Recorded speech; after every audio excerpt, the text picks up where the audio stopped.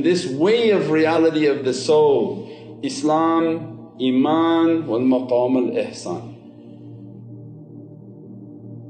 So the soul's perfection is in the right Islam, left into your heart Iman. Maqam al-Ihsan is your forehead.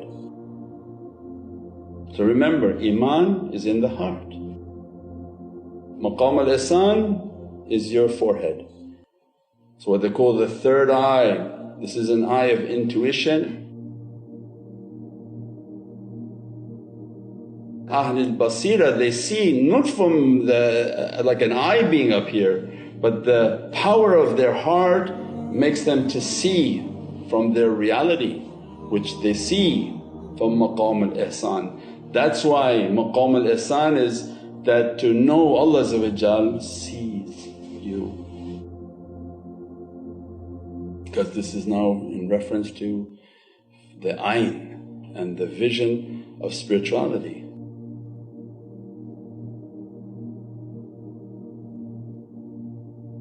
If you want to perfect your soul, the soul's reality is based on Islam. How good, how clean, how perfected your taslim.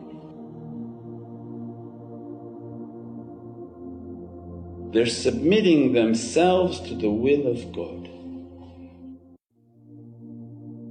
Allah created all religions, created all His creation, created all that creation with love. What He wants is He wants my will to come, my kingdom to come, my will must be done. That Islam is to taslim, to submit. I submit my will to the will of my Creator.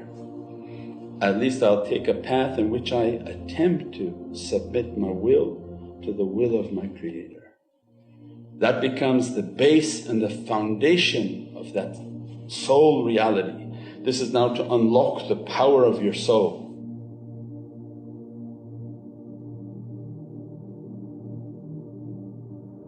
And these are only by the perfected shaykhs in which Allah made them to be stars. If you're not a star, how can you explain a star? Prophet teaching that they are my stars. On this darkness of jahl, of ignorance of dunya, they are meant to be guides to bring you back to that reality.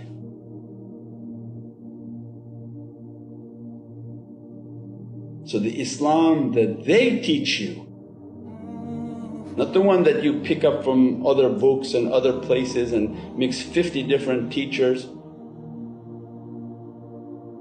Many people are astonished that these scholars who go out and read knowledges to people, but their character is very bad because what they read and what they did didn't affect them. This is not the way of reality, and they don't become stars.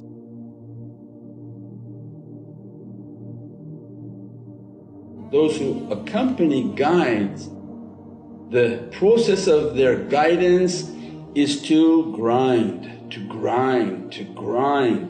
so that at every moment they're grinding you down, so that it's not your will, not your mind, not what you want to do, but what Allah wants to do.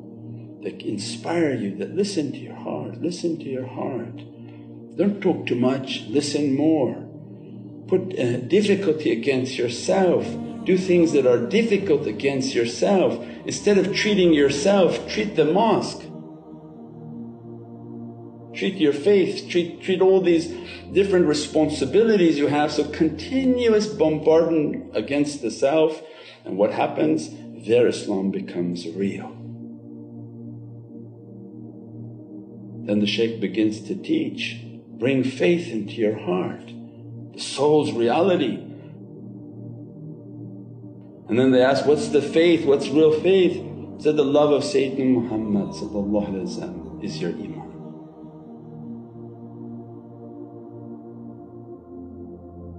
To love Prophet more than you love yourself is then now the work of the heart.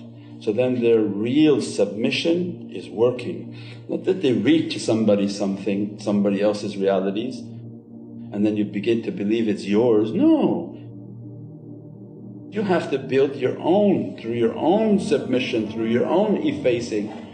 If that process is truly crushing and you are secluding yourself, and the first way of tariqah was samt, was silence. You're not allowed to speak for 7 years in your training. If Sayyidina Abu Bakr Siddiq had a rope in his mouth, and this is the great Siddiq al-Mutlaq, then we put 7,000 years a rope won't be enough for us. There's no permission to talk. You stay silent so that you're grounding, grinding, crushing so that nothing false comes from your mouth. So how many years they were hidden? You never saw them. They were always with the shaykh, you never even saw them in a picture. They weren't standing next to the shaykh in every picture opportunity, they were hidden. They say, where were you in the conference? They were hidden. Where when you were talking? They were hidden. They were mainly in seclusions and isolating themselves. When ijazah and a permission came to speak, then you saw their face everywhere, because it's a dark night and Prophet says, you're one of my stars, go out. If they're not a star, you don't see them, they mix into the darkness of the background.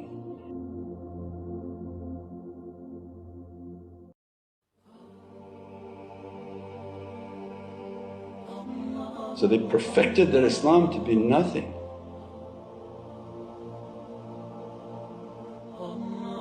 Then as a result their shaykhs taught them, love Prophet more than you love yourself. Do everything for that love and for the attention of Prophet.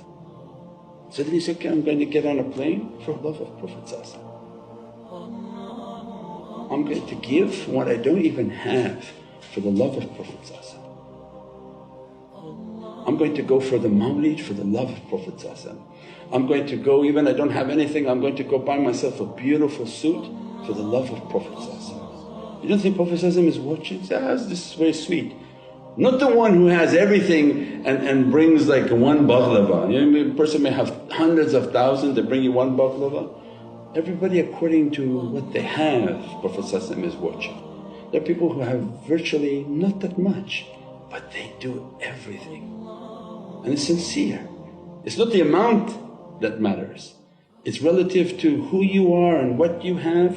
What are you doing for Prophet? If you have all the time in the world and you give all your time to Prophet, it's amazing. He's watching, he's loving, he's astonished by this love.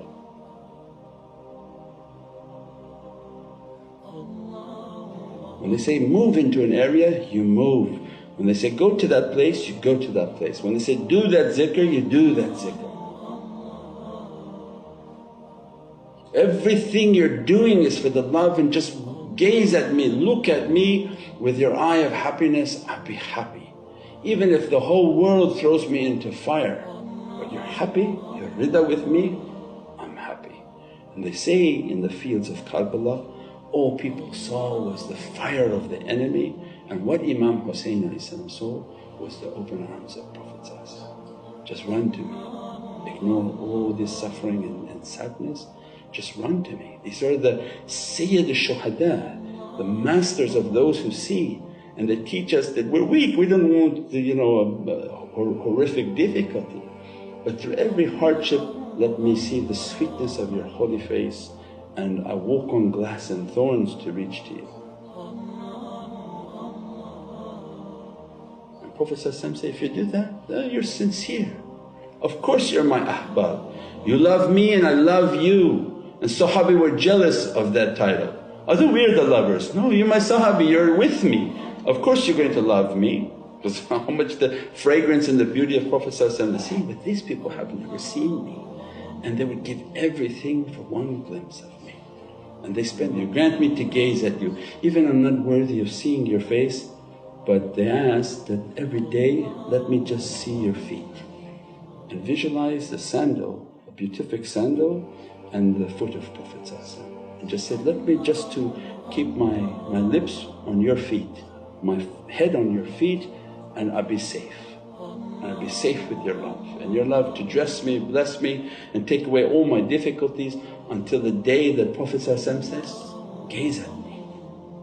Not asking to gaze at Prophet because I don't find myself worthy of that. I'd say, Ya Rabbi, let me just to see His beloved feet. Everybody can imagine a foot. You imagine a beautiful sandal, a beautiful fragrant foot, and that, Ya Rabbi, just my lips to His feet, my head to His feet. This is an ihtiram and a respect. Let me to be fragranced from this station. Then Allah inshaAllah open the stations of Iman. Their Islam becomes real, the struggle against themselves become real. They are hidden. Their Iman begins to grow. They begin to love Prophet and see that love in everything.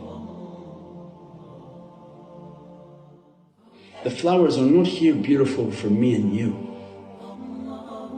No, Allah says, no, my beloved Sayyidina Muhammad he was walking in here. I made all these beautiful flowers for his honour. I made the sun to shine warm for his honour.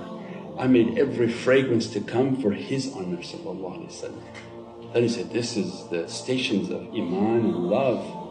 With Islam and Iman is real, then the light of Ihsan, maqam al-Ihsan is opening into that servant.